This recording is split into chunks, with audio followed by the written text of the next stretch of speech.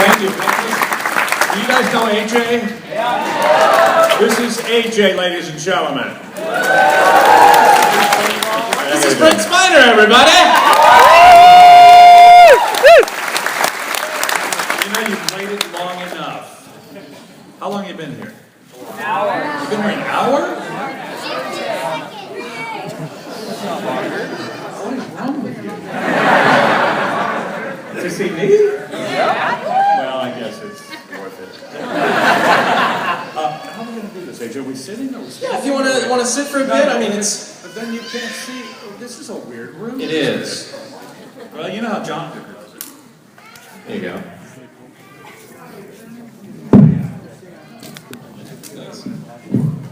Let's see. I could walk. So I can exhaust myself.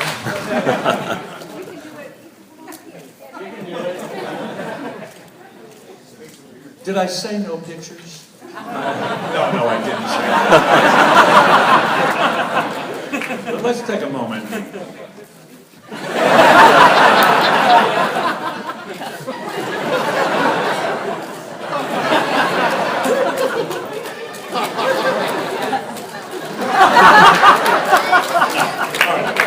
AJ, did you want to ask me some stuff? Is that what? I was going to open with a few questions, then we're going to open it up to the floor, if you were comfortable with that. The floor? To questions from the crowd. Hi, you guys. You weren't seeing me because I was behind a pole. I look okay, right? How about you guys? Can you see me now? This is the weirdest room. Oh, does it? Are you going to stay out here with me? If you'd like me to go have a seat, I'm just happy to watch. No. Hey. Can I? Who's this woman? Not sure. You're the director. Is that right? How did you get that seat? Is that extra?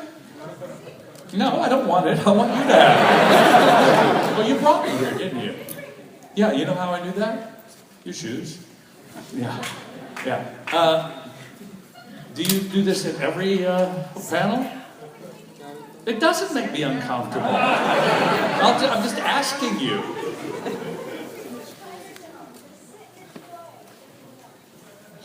Please, relax. Take a load off. No, I won't say that. Hi, everybody.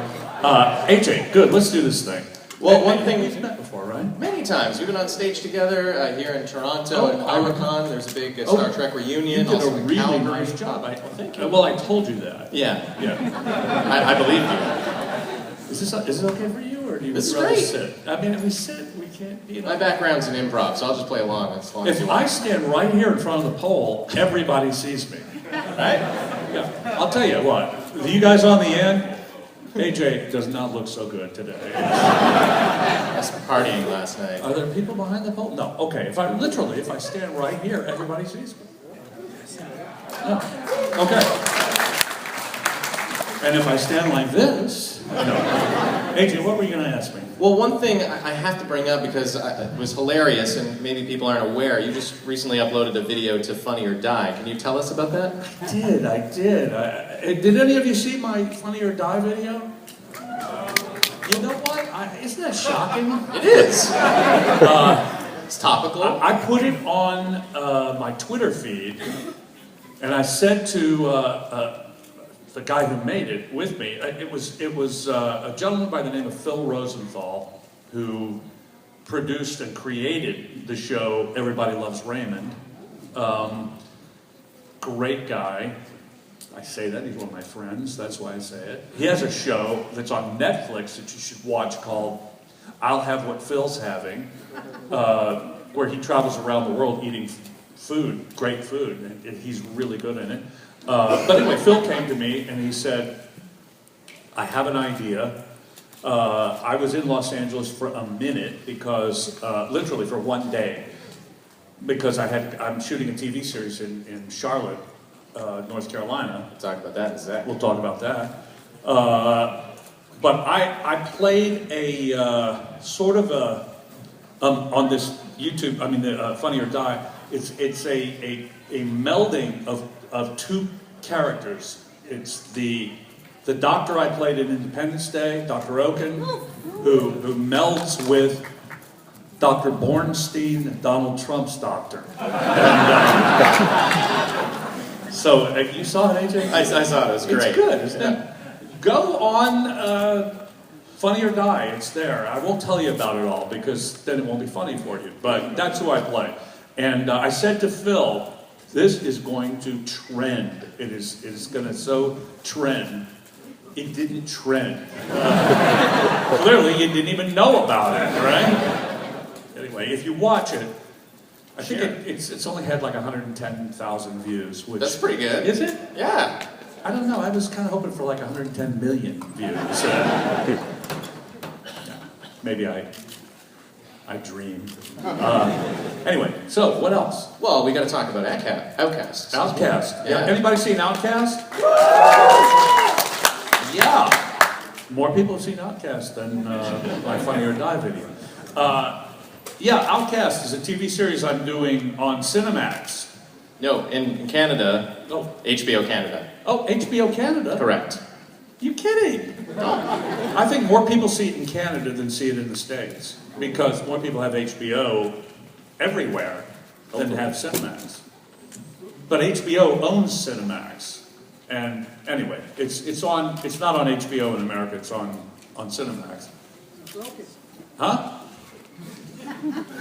Just wanted to say a word out loud.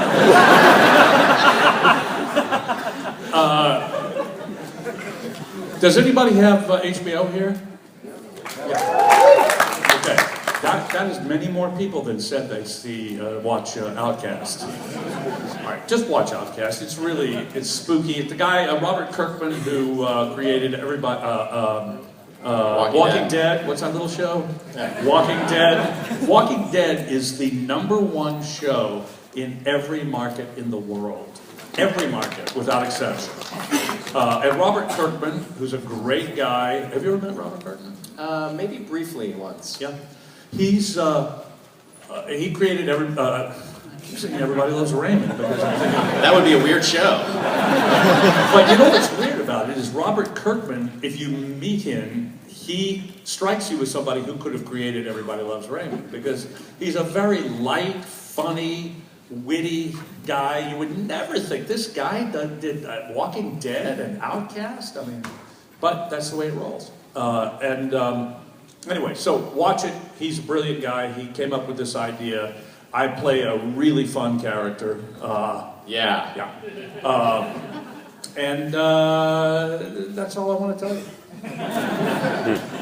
What else, AJ? Did you anything? Well, before we go to the floor, Yeah. we know that a new Star Trek series is on its way. Discovery is shooting here in Toronto. Oh, is that right? Yeah. Is it already shooting? Well, it will be. It's in pre-production right now. Oh. And Am I in it? you could tell us. I don't think they've made any casting announcements yet. But if you had any hopes or ideas, what would you like to see in a new Star Trek series? Me.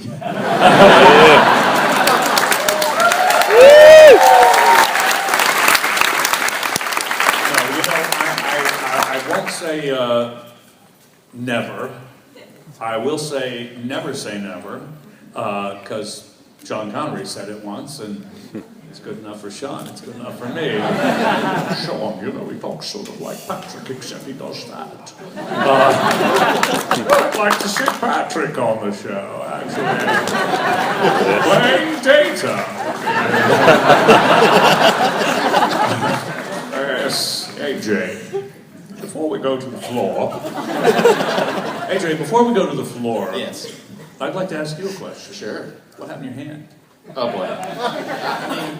Of course, the best answer would be like battling the Borg, and I sustained an injury that way. But honestly, I was just running between the other hall and this building. Yeah. And you did this today? I did this yesterday. Oh my God. A cosplayer's sword sprung up towards my groin region. I thought, pointy thing headed towards here, dodge. Move. Yeah, but my pants were a little too tight and a little too low. I had a mic pack on, and I couldn't recuperate, and I went down, and I gave myself a really bad rug burn on the ground. So this is a rug burn? A rug burn on the palm of my hand.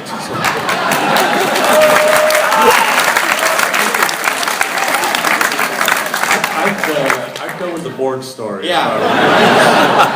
Got a second-degree rug burn. Well, I'm sorry, man. It's brutal. First work-related casualty of my life, so. Can I sign it? Do you want me to sign it? You know, I've never heard. Yeah. AJ. Yes. How'd you hurt your hand? AJ did. This is sure. So yeah, sure. It's yeah. Maybe that I side. think the outside. Yeah, just put it flat there, will you? Okay. Yeah. Oh. Oh well, AJ, it's just gonna be dirty now. That doesn't look good. There you go. Everyone can see that.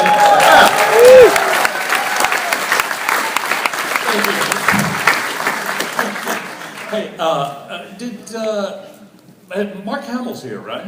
I mean, not here, but I mean, he's here at this convention. Introduced him last night. Oh, you did? Yeah. Did he do a panel? He did, like this. In a bigger room than this, though, right? It was a very, very large room. So many more people could have seen me had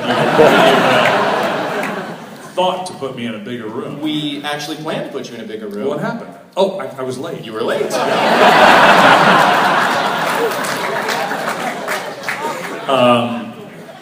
So they said, all right, look, he's late, put him in the room with the poles. We packed the room with the poles. Exactly, well. What else was I going to ask you? You guys can't see AJ, can you? You're not missing anything. It's, there he is. Well, you know, Mark Hamill and I, we go back a ways, because I did this CD called Dreamland. How many of you have it? Many people have saw the Funny or Die. Yes.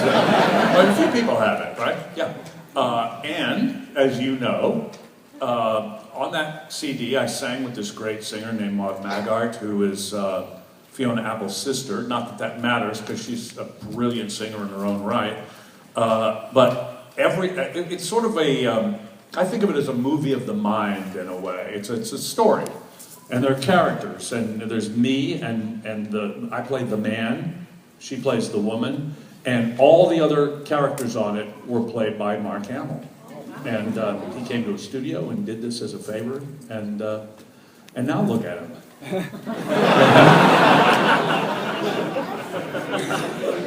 You know, speaking of other guests, Yeah. I just happened to have the fortune of Nichelle Nichols came into our space booth moments ago. What's a space booth? Oh, the channel I work do for you is work for Space. Space? Yes, Oh, yeah. no kidding. Yeah. What do you do That's why I for get to them? do this. I host a TV show. You do? Yeah. What kind of show? It's a geeky show. Like this? Yeah, Yeah. exactly like this. Pretty much. Yeah. And I told her that I was coming to moderate your panel, and she told me to say hello. Oh, have you had opportunity to chat with Nichelle Nichols much? I've never met her. No, I've met her. But no, I haven't spoken to her a lot. I mean, I through the years, I've met all of the actors from the original series. Wonderful people. No,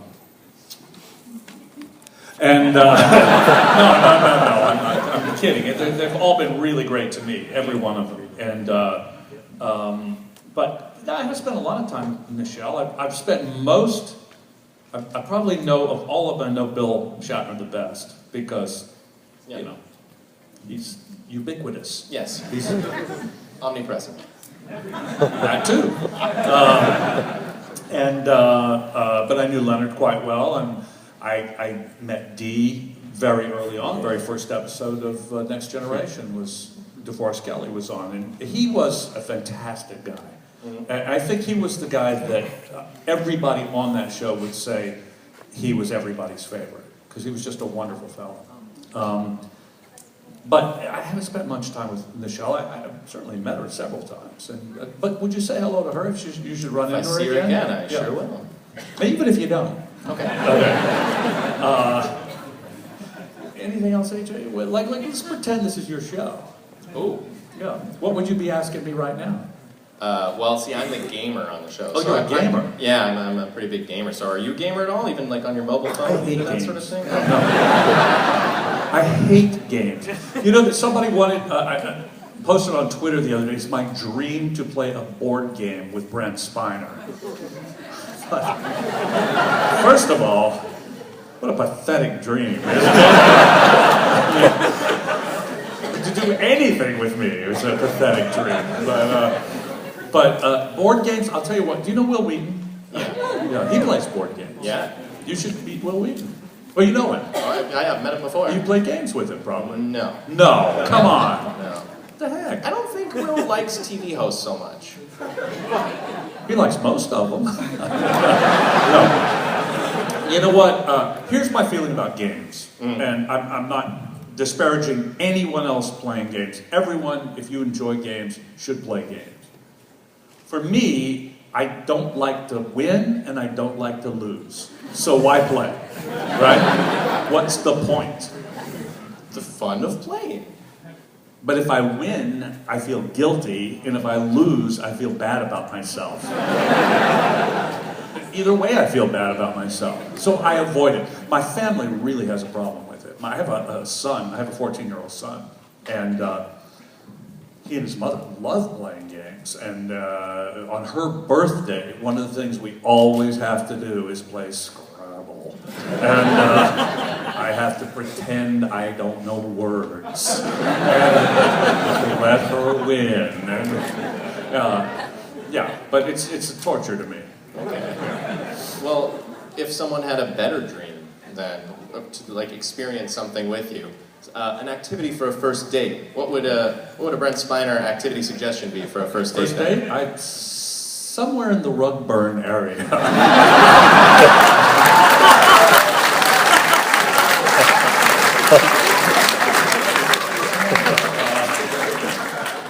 Okay.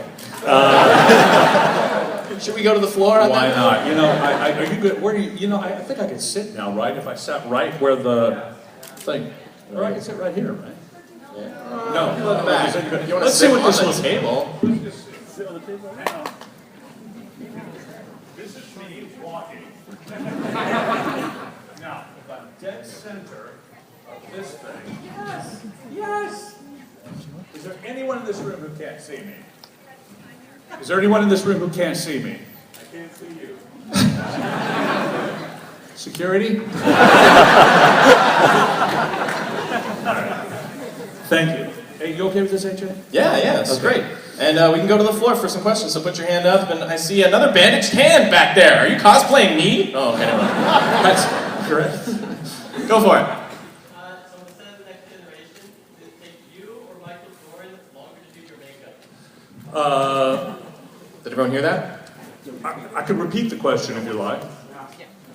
He was asking who took longer in makeup, basically, Michael Dorn or myself. Believe it or not, it was me. I was always the first one there every morning. My makeup took an hour and 15 minutes generally to put on. It took about an hour and a half to hour and 45 to get off. And I would be there 5 o'clock in the morning, and around 7, Patrick would roll in, and they'd run a dry mop over his head. All right, let's act. Has anybody drunk out of this? Have you? Nope. You promise? Okay. Dare I? Oh, this could be a plot of some sort. Okay, so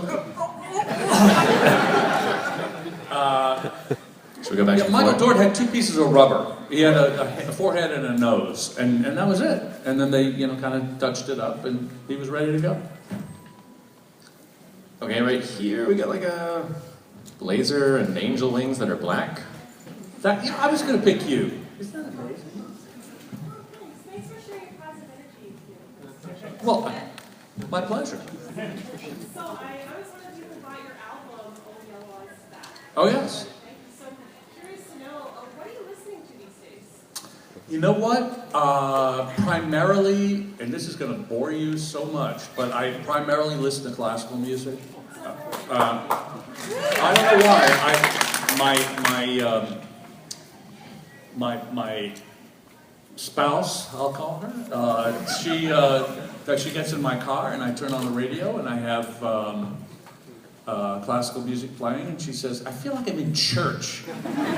Can't you play some real music?" And I'm like, "But I love classical music. Big on Tchaikovsky at the moment." Yeah. Great question. Go back down to the floor. Hey, front row. Hey. I saw in YouTube clips a montage of the writer when he sits down and always lifts his leg and stuff like that. Yeah. He lifts his leg? Oh, Yes. Yeah. Mm-hmm. This is about Riker sitting down for anyone back. uniform that it was really itchy and not so comfortable. I don't think so. I think it was because he just kind of fancied himself John Wayne, and he walked like John Wayne, and he threw his leg over the chair, No, that's just Jonathan. Jonathan is probably, of all of us, the least like his character on the show. He is a madman. I mean, really. Have you ever, you've seen him in action, right? He's wild. He's crazy. But he's fun. I mean, he would right now be all over this room. Yeah. He would not be sitting for a moment. He would be laying down on the floor. Yeah. But no, he's nothing like that. Everybody else was kind of like their characters. Me? No. Well, which character? Lore, yes, that's me. Well, a little bit of Bob Wheeler in me too, yeah. Who else? Let's go way at the back. There's someone with their hand right there. You just turn around and look behind you. Yeah. All right, in regards to... You're going to be next. Live long and Yeah, we'll go back to prosper. Yes, ma'am. You'll be next. In regards to Old Yellow Eyes, you managed to get male members of the bridge crew to sing with you. Yes. Why did you decide to do that, and how did you get them to do that with you? Well, I asked them, and they said yes. You know what? I just thought it would be fun, since the name of the album was Old Yellow Eyes Is Back, to do one number with a chorus and a choral group. And I thought, who do I know? And I knew them, and so I asked if they could do it. And they came in and they recorded it one night, and I listened to it back, and I thought, we got to hire some real singers to come in. And so they think they did it. They listen to it and go, "Oh, we sound good." But we did a little overlay with some other singers. The only one who we didn't, obviously Patrick speaks part of it, of that number, and it's pretty funny. Would you do us the honor of singing a little bit? No. But I am going to sing at some point. The Lifeguard song. No, but I have a concert that I want to do. I've only done it once. I did it in Portland, Oregon. And we did it in an 800-seat theater, sold out, so excited. And I did like almost 2 hours. And who was there? Okay, Funny or Die. Anyway, I'm going to do it again, I think. I'm barring illness or another job, an acting job, which I have to do if I get. I'm going to do it on that cruise, that Star Trek cruise. Cruise Trek? Is that what it's called? What an odd title for it. Cruise Trek. Because a cruise is sort of a trek, right? Not until 2018. Not this January, but the following January. And I think they're doing 2 in a row. I think they're going out for a week and coming back, and then going out for a week and coming back, and I'm going to do it on both of them, I think. If I don't get another job. But here's the thing. I really would rather have another job.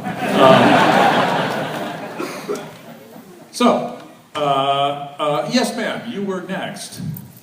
Hello. Hi. One of my most favorite parts of your character on Star Trek, of the many, was your relationship with your cat, Spot. Yeah. And I was just wondering what it was like to work with an animal in that setting, and was it always the same Spot? Did you grow attached to that cat? What's the story there? Okay. Have you, by the way, waited your entire life to meet me? No, but well, yes. No, It's okay. I got very spooked when you said, oh, Live Long and Prosper Girl can go next, because my name's Olivia and people call me Liv, and I thought for a split second you somehow knew my name. Olivia. When mine eyes did see Olivia first, methought she purged the air of pestilence. That's Twelfth Night, you know, Shakespeare. He invented my name. It doesn't appear ever before that play. Is that right? Yeah. It's right there at the beginning of the play. He says, if music be the food of love, play on. Give me excess of it, that surfeiting the appetite may sicken and so die. Olivia. When mine eyes did see Olivia first, methought she purged the air of pestilence. I should play that part, shouldn't I?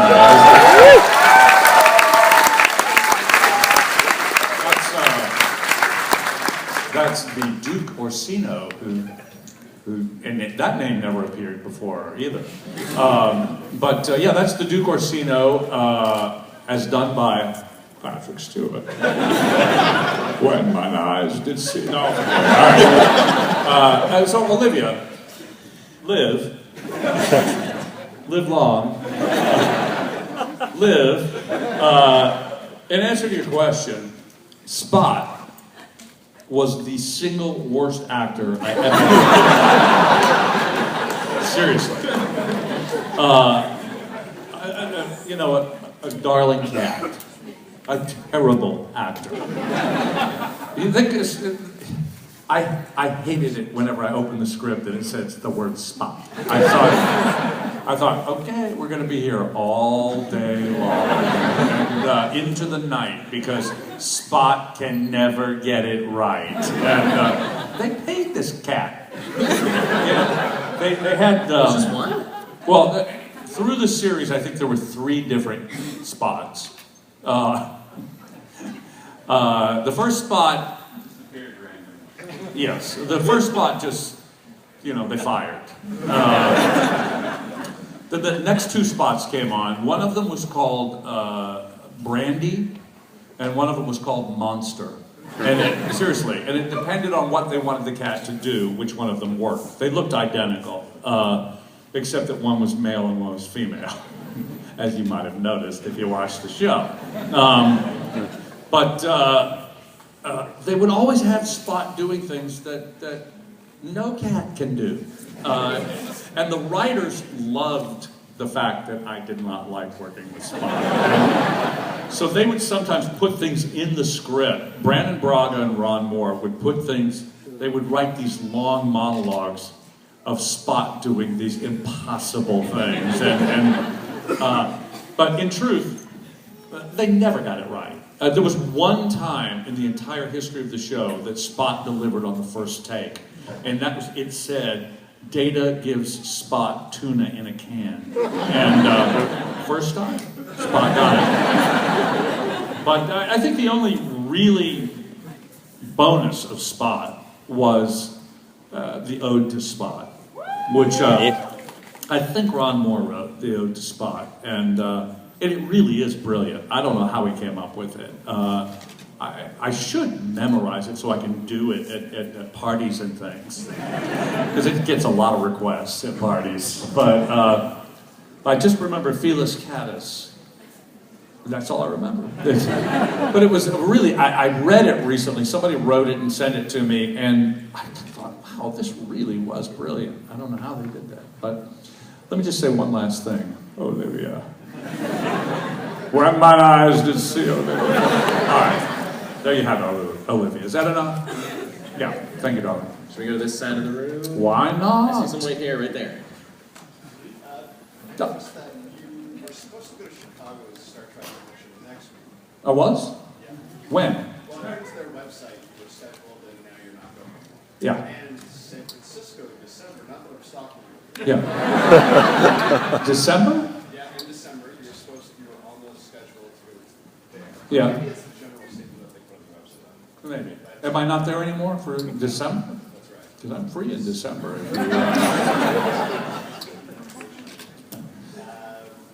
So I was curious if you had to cancel them because you got something else in the works. Well, primarily because I'm doing Outcast. We're shooting season 2 right now in South Carolina, which I was doing last night, actually. And that's why I wasn't here yesterday. Are you here now? Who said that?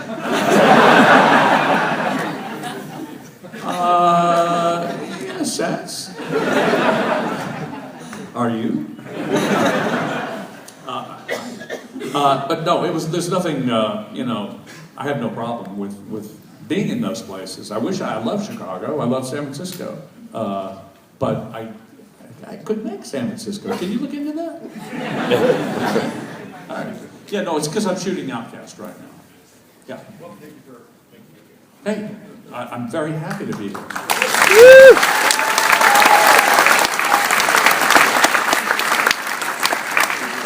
right, we'll go to this gentleman with the glasses right there. Brent, thank you for being here. There were a number of spiritual aspects throughout Star Trek, throughout every iteration, and what sticks out in my mind is the scene where you follow the Raven to meet your father when you're playing Nuni and Song. Mm-hmm. Can you speak to some of the spiritual aspects of Data's journey and how they kind of crafted that? Everyone hear that about the spirituality and The spiritual aspects of Data's journey. There were spiritual aspects. I mean, I know there was a raven at one point, and it was a dream. Yeah, but it was Dr. Soom's dream. Where do you think you're going?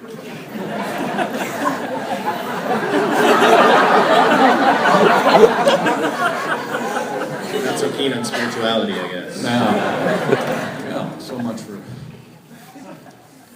Anyway, I'm not sure I can answer that. I really, I wish I could. I don't know what Data's spiritual journey was, if he had one. I mean, I think Data was, his spiritual journey was humanity.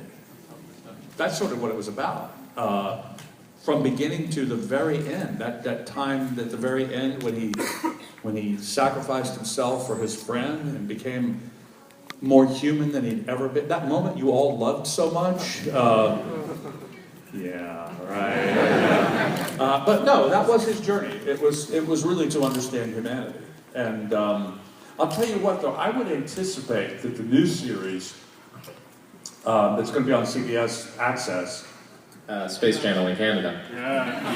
Space Channel in Canada. Is that free in Canada? It's basic cable. Basic cable. But it's CBS Access is not going to be basic cable. No, that's for the States. So the only place you can watch it in Canada is on Space Channel, which has been the home for Trek since the launch of the channel. Yeah, but I don't get that. You know, you have to pay like $10 for it in America.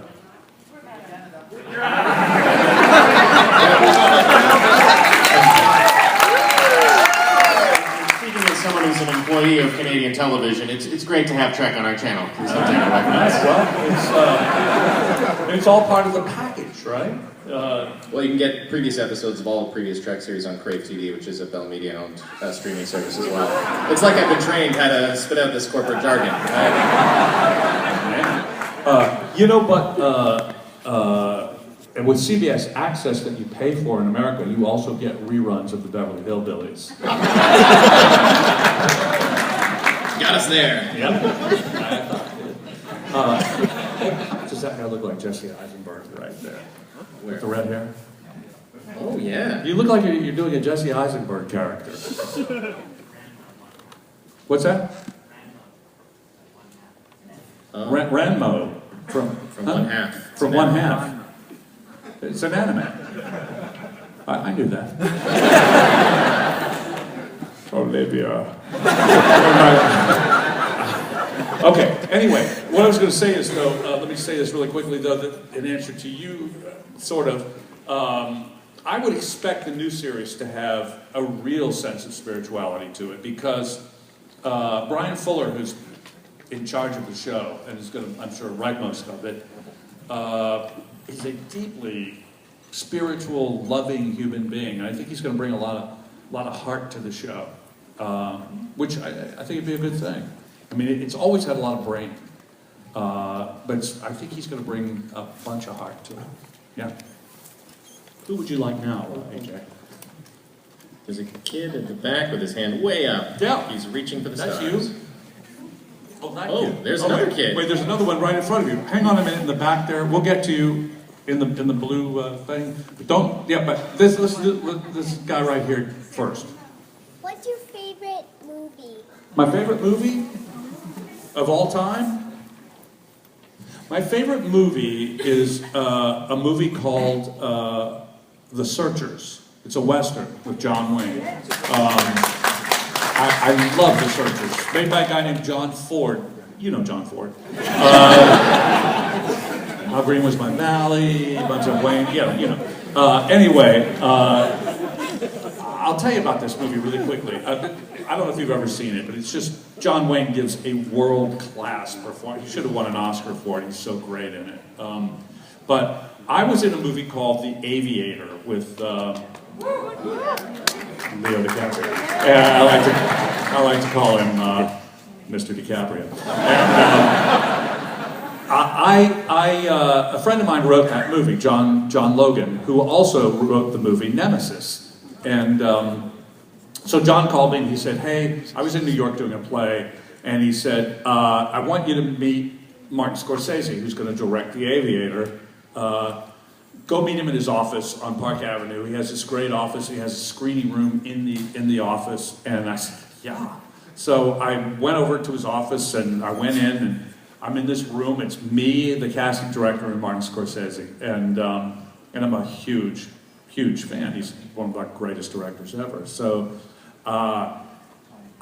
we're talking for a little while, and I don't have much time. I knew he wasn't going to spend much time with me, and I was telling him how much I liked the movie Gangs of New York, which had just come out, and we talked about that a little bit. And he asked me about the play I was doing, and I could feel this is wrapping up, and I don't want to leave. And so I said, can I ask you a question? And he said, yeah. And I said, what movie do you think you've seen more than any other movie? And he said, that's interesting. I guess The Searchers. And I said, oh, really? That's the same for me. And I said, I loved it. I've seen that movie maybe 15, 20 times. And he said, let me tell you a story about the first time I met John Wayne. And I went, oh, okay. And he goes, you be me and I'll be Wayne. And I said, no, let me be Wayne. And anyway, The Searchers got me this job. And I got home after speaking with him, and the phone rang, and they said, would you mind doing one scene, just one single scene in The Aviator? And I said, I did one scene in Dude, Where's My Car? You know, I'm happy to do it. Anyway, that is a good question. Thanks for asking. You, sir. Thanks. If Commander Data never existed in the Star Trek Next Generation, do you think Star Trek would be as successful as it is now? You know what? Are you kidding? You've never even heard of it by now. I mean, it would have been like, it would have been, you remember the original series, and then that first season they did of that other show? No, I'm kidding. Of course, you know, it was Roddenberry, and he created it, and he just knew what he was doing. And he cast me, too, so he knew what he was doing there, too. But that's a good question. You know, if we could go back in time and take me, well, would somebody else play Data? There would be no Data.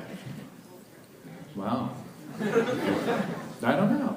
I think Data was kind of important to the show. Yeah. I think we would all agree with that.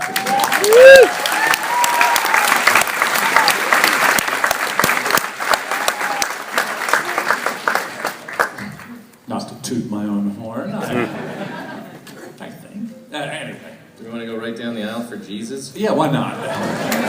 Jesus. Spirituality. Speaking of spirituality. Hello, Brent. Hey. I'm going to ask a question that I actually asked Christopher Lloyd a couple of days ago. Oh, well, it's a good reference point. Speaking of time, Yes. in Star Trek, often the crew would play with time and go back in time. So my question to you is, if you could go back in time, Yes. who would you meet, and what would you ask them?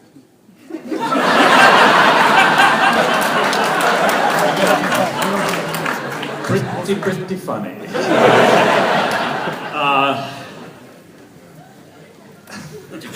Wow, that's tough. Did he answer that, Chris Lloyd? Would you like me to tell you what he said before you answered? Yes. His choice was Abraham Lincoln. Abraham Lincoln. Wow. I know I would like to meet somebody. You know, the fact is, everybody I ever wanted to meet is dead. Yes, I bet everybody, you know.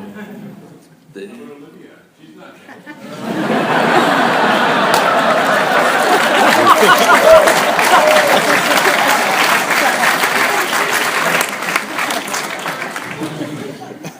Oh, well, I believe I've already met Olivia, haven't I? And the fact is, well, no, I don't want to say it. Seems too many people filming. Who would I want to meet? Gosh, I've thought about this before, and there are people I wanted to meet. I'm just trying to think of who they were. John Wayne, yeah. I actually would like to have met John Wayne. There was a great biography of John Wayne just last year, I think.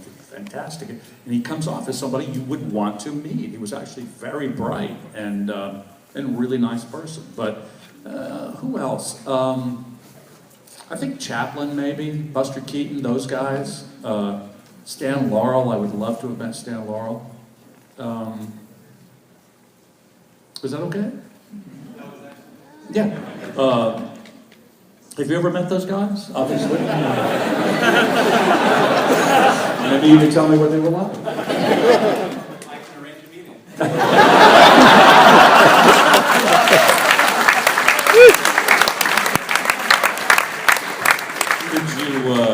Could you hook me up with Olivia? I'm kidding. Thank you so much. Thank you, Jesus. Well, this gentleman in the front row has been waiting very patiently. Go on. There's a documentary that William Shatner put together on the first couple of seasons of Next Generation. Mm-hmm. I think it's called Crisis on the Bridge or something to that effect.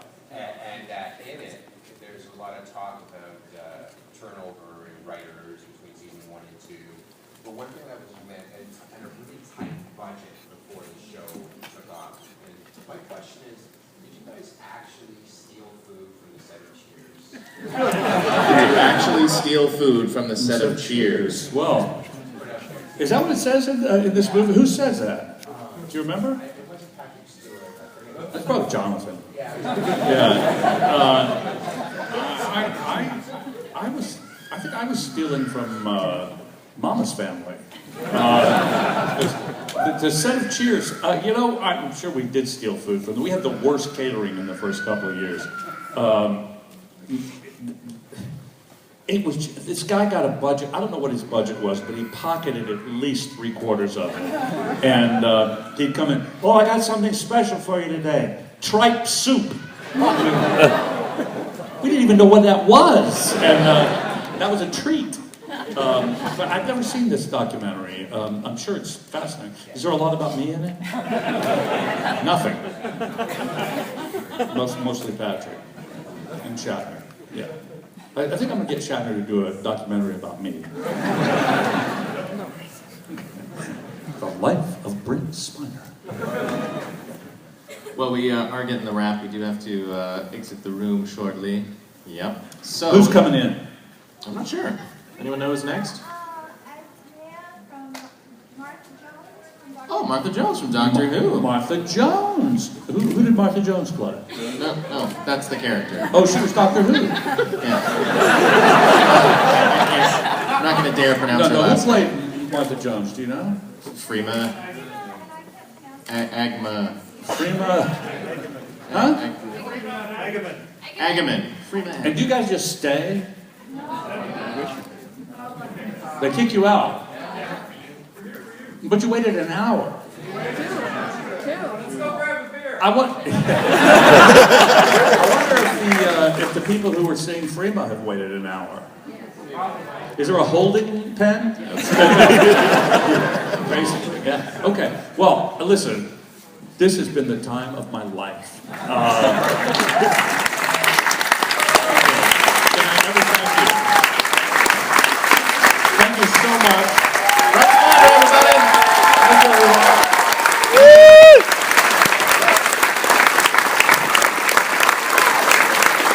Thank you, everyone.